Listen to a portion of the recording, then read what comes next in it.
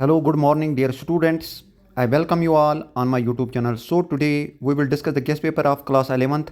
This paper has been framed by one of the expert in this very subject, Dr. Afan Fazli, who is well expert, best teacher of botany in Kashmir. So आपको ख्याल रखना है इसमें जितने भी units है उन्होंने guest paper दिया है, अच्छी तरीके से फ्रेम किया है. हर किसी यूनिट में अच्छे तरीके से उन्होंने question. So before discussing the guess paper once again I request all of you kindly subscribe as well as share this channel. So हम देखेंगे पहले यूनिट में कितने क्वेश्चन है, सेकंड में एंड सो ऑन.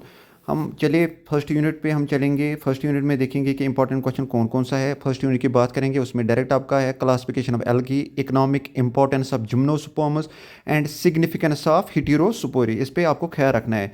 दूसरे यूनिट पे चलेंगे, उसमें types of root system, types of leaves, phyllotaxy, venation जिसको बोलते हैं, parts of flower and aestivation, placentation क्या होता है, मोनोकॉट, सीड पे आपको ख्याल रखना है अच्छे से. ठीक है ना. ये इंपॉर्टेंट क्वेश्चन है सेकंड यूनिट में. चलेंगे अब थर्ड यूनिट पे. हम थर्ड यूनिट की बात करेंगे, उसमें से महत्वपूर्ण क्वेश्चन कौन कौन से है. थर्ड यूनिट में आपका tissue system in plants and dorsiventral leaf, इस पे ख्याल रखना है. फोर्थ यूनिट पे floral mosaic model of plasma membrane, role of endoplasmic reticulum, role of mitochondria and microtubules क्या होते हैं. ये फोर्थ यूनिट में हमारे क्वेश्चंस है. चलेंगे फिफ्थ यूनिट की तरफ बढ़ने से पहले आप ख्याल रख लीजिएगा, इनको अच्छे से आप कॉपी पे फ्रेम कर लीजिए इन क्वेश्चंस को, ताकि आपको फिर इजी हो जाएगा. जब भी आपको पढ़ना हो फिर इजी रहेगा कि ये क्वेश्चंस इंपॉर्टेंट है, तो आपको बहुत फ़ायदा मिलेगा फिर आगे भी. फिफ्थ यूनिट पे चलेंगे, उसमें से आपका जिविटर आयन क्या होता है, जिसको आइसो इलेक्ट्रॉनिक पॉइंट भी आ सकता है इसमें, कि उसको क्या बोलते हैं, इसको बोलते हैं डाइपोलर आयन भी इसको बोलते हैं. सेकेंडरी मेटाबोलाइट्स क्या होते हैं, जैसे कैरोटीन्स होते हैं. प्रोटीन फंक्शंस क्या होते हैं, प्रोटीन का स्ट्रक्चर भी एक क्वेश्चन शायद सर भूल गए, यहाँ प्रोटीन का स्ट्रक्चर भी बताना है और उसके टाइप्स भी थोड़ा बहुत उस पर भी ख्याल रखना है. ठीक है ना, अगर हो उसमें. उसके साथ साथ फिफ्थ यूनिट में और कौन सा क्वेश्चन है, कंसेप्ट ऑफ एक्टिवेशन एनर्जी क्या होता है, factors affecting enzyme activity.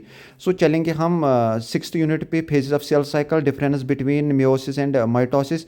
Seventh unit पे देखेंगे लाइट मॉनिटरिंग कॉम्प्लेक्स है, सुप्लिटिंग ऑफ पानी, वाटर जिसको बोलते हैं वो photolysis. Then we have cyclic, non cyclic, photo phosphorylation क्या होता है, कैल्विन साइकिल क्या होता है, C4 साइकिल क्या होता है, फोटो रेस्पिरेशन क्या होता है. सो सेवन्थ यूनिट भी हमारा हो गया. चलेंगे अब हम देखेंगे और कोई इसमें बचा है.